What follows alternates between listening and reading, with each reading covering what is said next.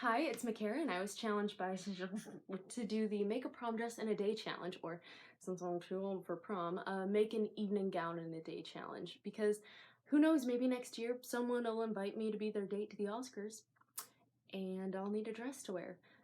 So full disclaimer, I totally lied. No one challenged me to do this. I just made it up before bed last night because I was like, I have the day off tomorrow and I want to get good at making evening gowns because I've never made one before. And what better way to learn than to challenge myself to do it in a really small time frame? So first things first, I went on a shopping spree, a free shopping spree, through my sewing room full of fabric that I have hoarded over the years. So one really promising option was this gold stuff that I got for $2 a yard on clearance at Hobby Lobby because I have a ton of it, but I also really liked this green and red fabric, so I decided to look through my stash of trims to see if maybe that would help me make a decision. And there was this green stuff I got in LA that I really like, but there was also this gold stuff I got at Joann Fabrics that I really like. I am in love with this beaded red trim, but it doesn't really match the red fabric I picked out, so that's out. And I really like this green, but green looks good on me, and I'm likely to botch this project since I'm making it in one day, so I don't want to waste this fabric. So I decided on the gold, because gold looks awful on me, and I'm likely to mess this up, so it's perfect. This is what time I started the project, but if you're like me, that means nothing to you, because who can read those anyway? I started at 1:08. I began by making this sketch, and it was kind of based off of this gold leafy trim that I knew I had somewhere, and I had faith that I would be able to find it, but spoiler alert, I never found it, and so I didn't use it. But I thought the sketch was pretty, so I threw it in anyway. So to make the bodice, I started out by tracing a shirt I had made a few weeks ago and really liked the fit of, and I traced that onto an Aldi's bag, because I'm classy like that. And then I traced that onto an old flannel sheet, because I'm classy like that. Then I cut it out on the fold, and I cut out the side pieces as well, and then decided to cut it down the middle, because I kind of just decided to on a whim. I wanted to put the flannel in between two layers of our special occasion fabric, so there would be 3 layers all around the bodice so that it would have some stability. So here you see me layering it up, 4 layers. Why did I do that?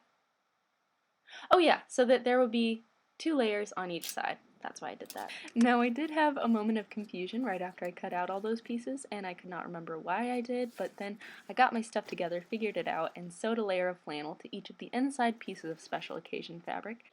And after that, I took 2 more cut out pieces of special occasion fabric and I put it on the doubled up pieces, and I put them right sides together, and I sewed all along the edges. I didn't really want the insides to be all fray-y, so I decided to take a candle to it. Now remember, always blow the candle out after you're done using it. Remember, only you can prevent forest fires. Nextly, I turned all the pieces inside out and introduced them to my friend, Mr. Iron. Repeated those same steps for the side pieces. Then I laid them all out and flipped them right sides together and pinned them in place. After that, guess what I did? Still time to guess. I sewed it! You guessed it! You're so smart. Doesn't the sewing machine sound so cute when it's sped up? You see here is me pinning the bodice to the dress form just to get a feel for it, and I really liked it, but there were some adjustments I needed to make, so I marked those, rather professionally, with sidewalk chalk. After making those adjustments, I made the back of my bodice by laying out the pre-made pieces against several layers of fabric, and I drew it and made it. I don't know how to make that sound eloquent. All that took me until 4:06, and it was time to get cracking on that skirt. Now what you're about to see is my measuring process. This is what happens when you hate numbers and hate measuring tapes. Yeah, so I cut out a piece that was, about the size I needed it, and I started doing some drapey things, and I wasn't sure where I was going with the skirt, if I wanted to do a mermaid style, if I wanted to do what I drew, etc., etc., so then I decided to go back to the drawing board. What I came up with was something that I thought would be simple, and that was flattering, and that I felt I could complete within the time frame. So here I am, attempting to drape what I sketched, and I feel like now is a really good time to request that you ignore what I'm wearing. Okay, so this shot is irrelevant, but isn't it calming? Like, doesn't it remind you of the ocean? Here I am straightening out all the wrinkles in the fabric so I can lay my first skirt piece on top of it and try to cut out an identical one for, fullness and volume, and I, honestly, didn't really know what I was doing. I was just winging it hoping it would fall into place. So here I am yet again with another Aldi bag, or Aldi. Do you guys say Aldi's or Aldi? Okay, regardless. So I wanted to make a pattern for, what are those things called that you put in? Darts. I wanted to make darts in my skirt, and I wanted them all to be even, so I cut out an elongated triangle thing. You might be a redneck if you make your patterns out of grocery bags and trace them with sidewalk chalk. Just kidding, I know I'm not a redneck. Nothing against rednecks though, they're great to find, I love them. Okay, so here is me sewing the darts, and this is what happens when you get a $10 tripod off of eBay. Right, here's a better shot of me sewing the darts. FYI, I hot glued the tripod back together and it's good as new, which is not saying much. Okay, and here I literally do not remember what I was doing here or what those pieces were for, but I am assuming it was for a purpose, so I had to put it in. After sewing all the skirt panels together, I started on my final draping and I put the pleats in place. Wow, that's kind of a tongue twister. I dare you to say it right now. Nice. Then I tried the skirt on myself to make sure it fit my actual waist, and then I sewed the pleats in place, and after that, I sewed a waistband onto it. Even though I sewed the bodice to the skirt, I still wanted a waistband for fraying reasons and because it was going to show in the back. Back to the bodice, I double folded the ends of the back under and sewed them in place. And then I decided to make boning channels. I really wanted this dress to have a lot of stability, as I have already said.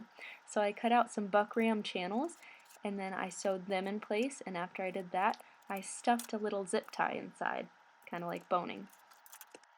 Look how nice and stable. So at this point, I decided to mess around with the trim. I wanted to make sure that I did indeed want it to be trimmed how I sketched it, and I did. Not wanting to pin all that trim in place before sewing it, I decided to glue it first, and then I realized I didn't have enough trim, so I had to go to Joann's and get more. Luckily, they still had it, but I had to waste 30 minutes of my precious time, and I was really stressed about this when I sewed the bodice to the skirt, and I did it crooked because I was rushing. It's really only visible in the back, but I was pretty upset about that. So, hemming anything is really difficult for me because while my dress form is adjustable, it doesn't get nearly close to my height. So I always have to try propping it up on different things to make it my height, and I finally found this basket lid that makes it perfect. It was nice to sit in front of the TV and do some hand sewing. It was very relaxing and out of frame. But anyway, I hand sewed the hem and I hand sewed the trim on, and I hand sewed the hook and eye closures on the back of the bodice and the back of the skirt. And that was the last thing I did before I went to bed. So I technically went to bed with a finished dress in my living room, but remember I started at 1:08, so when I woke up the next morning, I still had some time. And I decided to use that time adding some pizzazz and some sparkle to my dress, doing some hand beading. It was very time consuming, but luckily for you, I discovered time lapse. Finished! And here is the final product. Oh wait, you want to see it on me? Okay, I might have some footage.